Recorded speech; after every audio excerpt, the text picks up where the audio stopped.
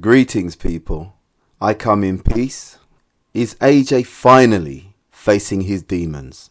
AJ has resorted to paying £2,000 for 4 days in isolation and darkness. What do you think? It might sound a bit much, but in theory, that is a good thing.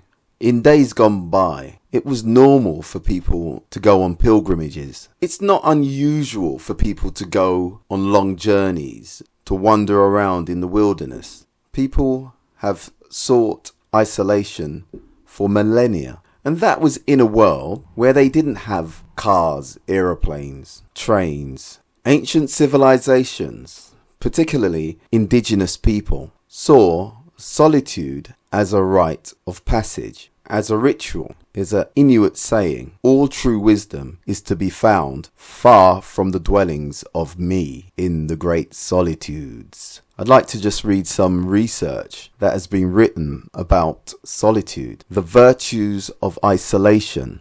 Under the right circumstances, choosing to spend time alone can be a huge psychological boon. In the 80s, the Italian journalist and author Tiziano Terzani, after many years of reporting across Asia, holed himself up in a cabin in Japan. He says, "For a month I had no one to talk to except my dog." He wrote in his travelogue, he passed the time with books, observing nature, listening to the winds in the trees, watching butterflies, enjoying silence. For the first time in a long while, he felt free from the incessant anxieties of daily life. He says, "At last, I had time to have time." Increasingly, scientists are approaching solitude as something that, when pursued by choice, can prove therapeutic. This is especially true in times of personal turbulence, when the instinct is often for people to reach outside themselves for support. It might take a little bit of work before it turns into a pleasant experience, but once it does, it becomes maybe the most important relationship anybody ever has, the relationship you have with yourself. Every time we have a chance to go running, we plug in our headphones. Every time we sit in the car, we listen to some sort of media. How much of us can't go to the bathroom without our phones? In a recent study at the University of Virginia, in which several participants, a quarter of the women and 2/3 of the men, chose to subject themselves to electric shock rather than be alone with their thoughts. Think about that. Many people have a mistrust of solitude. A person who is happy being solitary is less likely to feel lonely when alone. I think everybody can do with a period of time in isolation. I understand why AJ has decided to try this type of treatment. Like most of us, the world can be very intrusive, whether that be by TV, phones, laptops, tablets, news bulletins, duties and demands, partners, children, friends, colleagues. It's very hard to find time for yourself.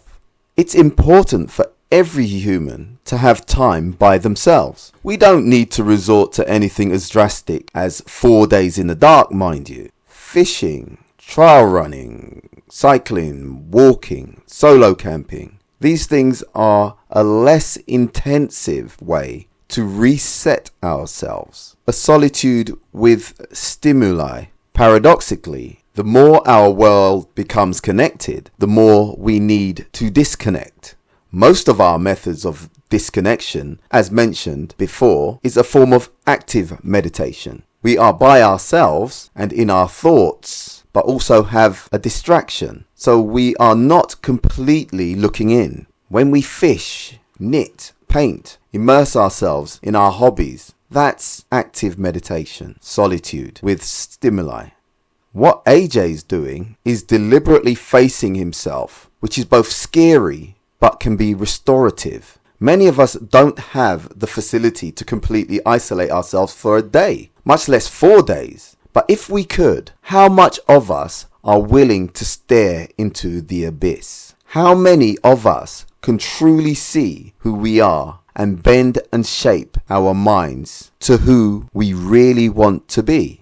I know in my experience, the people I know who cannot be alone with themselves are the people who got into the most predicaments. They needed external validation, which led them into negative activity. They'd rather be embraced by toxic people than be alone. You see, being comfortable by yourself is a superpower, especially when you can be comfortable around lots of people at will. Now that's just talking about us normal people. Just imagine AJ's life. Everybody wants to talk to him, take a picture of him, criticize him, lie about him, patronize him, befriend him, swindle him, invest here, invest there, say this, oh, don't say that. It must be so discombobulating. If anyone needs isolation, it's AJ, come on. I think it would do us all some good to be forced to see who we really are. The premise of confinement and solitude is valuable and positive. So I hope it helps AJ to conquer his demons. We'll have to see. Anyway, thanks for listening. Please subscribe and remember, choose life. How gratifying it is to work for the betterment of mankind.